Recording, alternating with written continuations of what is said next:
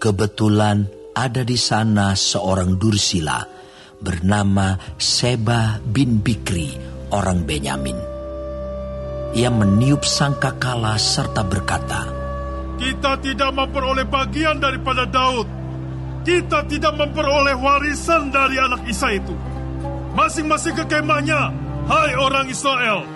Lalu semua orang Israel itu meninggalkan Daud dan mengikuti Seba bin Bikri. Sedangkan orang-orang Yehuda tetap berpaut kepada raja mereka, mengikutinya dari sungai Yordan sampai Yerusalem. Sampailah Daud ke istananya di Yerusalem. Lalu raja mengambil ke-10 gundik yang ditinggalkannya untuk menunggui istana. Kemudian dimasukkannya mereka dalam sebuah rumah di bawah penjagaan. Ia memelihara mereka tetapi tidak dihampirinya. Mereka tetap terasing seperti janda sampai hari mati mereka. Berkatalah raja kepada Amasa, "Kerahkanlah bagiku orang-orang Yehuda dalam 3 hari. Kemudian menghadaplah lagi kemari." Lalu pergilah Amasa mengerahkan orang Yehuda, tetapi ia menunda-nunda tugas itu sampai melewati waktu yang ditetapkan raja baginya. Lalu berkatalah Daud kepada Abisai, "Sekarang Seba bin Bikri lebih berbahaya bagi kita daripada Absalom. Jadi engkau, bawalah orang-orang tuanmu ini dan kejarlah dia, supaya jangan ia mencapai kota yang berkubu, dan dengan demikian ia luput daripada kita." Lalu Yoab, orang Kriti dan orang Pleti dan semua pahlawan keluar menyusul dia. Mereka keluar dari Yerusalem untuk mengejar Seba bin Bikri.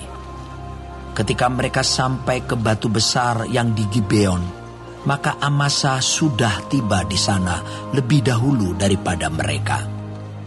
Adapun Yoab mengenakan pakaian perang, dan di luarnya ada ikat pinggang dengan pedang bersarung terpaut pada pinggangnya.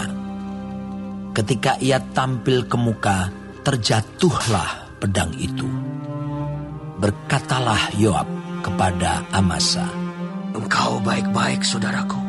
Sementara itu tangan kanan Yoab memegang janggut Amasa untuk mencium dia. Amasa tidak awas terhadap pedang yang ada di tangan Yoab itu. Yoab menikam pedang itu ke perutnya sehingga isi perutnya tertumpah ke tanah. Tidak usah dia ditikamnya 2 kali, sebab ia sudah mati. Lalu Yoab dan Abisai, adiknya, terus mengejar Seba bin Bikri.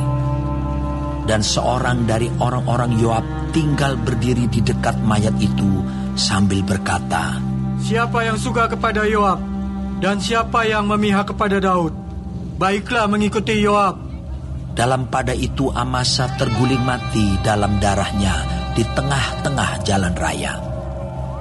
Ketika orang itu melihat bahwa seluruh rakyat berdiri menonton, maka disingkirkannya mayat Amasa dari jalan raya ke padang. Lalu dihamparkannya kain di atasnya, karena dilihatnya bahwa setiap orang yang datang ke sana berdiri menonton. Setelah dijauhkannya mayat itu dari jalan raya, maka semua orang itu berjalan terus mengikuti Yoab untuk mengejar Seba bin Bikri. Seba telah melintasi daerah semua suku Israel menuju Abel Bet Maaka. Dan semua orang Bikri telah berkumpul dan mengikuti dia. Tetapi sampailah orang-orang Yoab lalu mengepung dia di Abel Bet Maaka. Mereka menimbun tanah menjadi tembok terhadap kota ini, dan tembok ini merapat sampai ke tembok luar, sedang seluruh rakyat yang bersama-sama dengan Yoab menggali tembok kota itu untuk meruntuhkannya. Lalu berserulah seorang perempuan bijaksana dari kota itu, "Dengar! Dengar! katakanlah kepada Yoab, mendekatlah kemari, supaya aku berbicara dengan engkau. Maka mendekatlah Yoab kepada perempuan itu. Bertanyalah perempuan itu. Engkaukah Yoab? Jawabnya, Benar. lalu berkatalah perempuan itu kepadanya. Dengarkanlah perkataan hambamu ini. Jawabnya, Baik. kemudian berkatalah perempuan itu. Dahulu biasa orang berkata begini, baiklah orang minta petunjuk di Abel dan di Dan. Apakah sudah dihapuskan apa yang telah ditetapkan oleh orang-orang yang setia di Israel?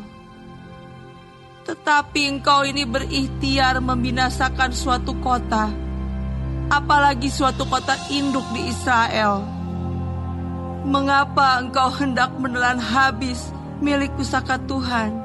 Lalu Yoab menjawab, Jauhlah daripadaku untuk menelan dan memusnahkan. Bukanlah begitu halnya. Tetapi seorang dari pegunungan Efraim yang bernama Seba bin Bikri telah menggerakkan tangannya melawan Raja Daud. Serahkanlah dia seorang diri, maka aku akan undur dari kota ini. Lalu berkatalah perempuan itu kepada Yoab, Baik, kepalanya akan dilemparkan kepadamu dari belakang tembok ini. Kemudian masuklah pula perempuan itu dan berbicara kepada seluruh rakyat dengan bijaksana. Sesudah itu mereka memenggal kepala Seba bin Bikri dan melemparkannya kepada Yoab. Yoab meniup sangkakala, lalu berserak-seraklah mereka meninggalkan kota itu, masing-masing ke tempatnya. Maka pulanglah Yoab ke Yerusalem kepada raja. Yoab menjadi kepala atas segenap tentara Israel, dan Benaya bin Yoyada menjadi kepala atas orang Kreti dan orang Pleti. Adoram menjadi kepala orang Rodi, dan Yosafat bin Ahilud menjadi bendahara negara. Seya menjadi panitera negara. Zadok dan Abiatar menjadi imam. Juga Ira, orang Yair itu, menjadi imam pada